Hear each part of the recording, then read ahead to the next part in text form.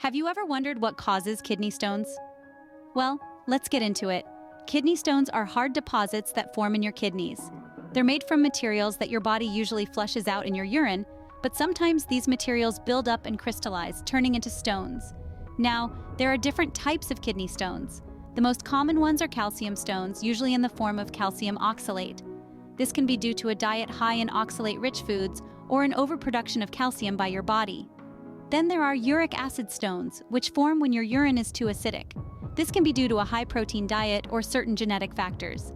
Remember, factors like dehydration, diet, and certain medical conditions can increase your risk of developing these stones.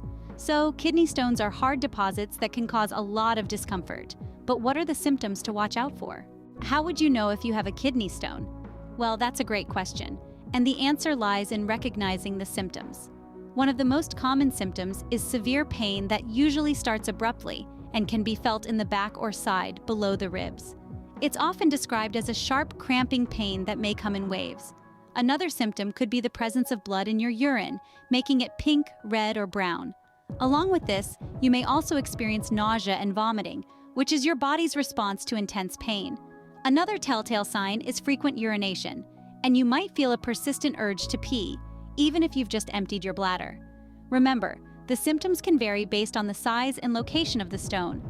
Some people might not experience any symptoms at all until the stone moves around within the kidney or passes into the ureter.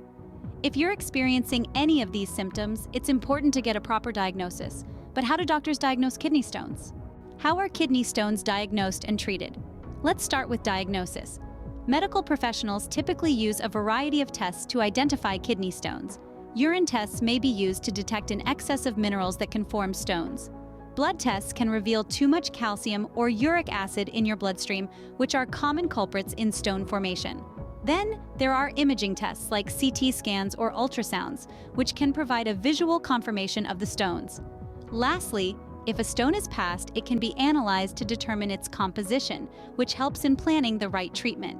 Speaking of treatment, the approach largely depends on the size of the stone.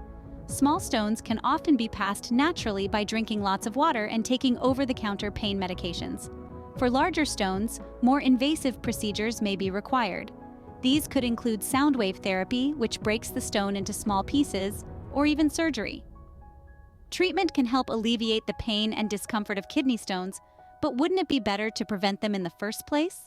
What can you do to prevent kidney stones? Let's dive into some key preventative measures. Staying hydrated is crucial. Water helps dilute the substances that can form stones. The goal is to drink enough fluids to pass 2 liters of urine a day, which is roughly 8 standard cups of water.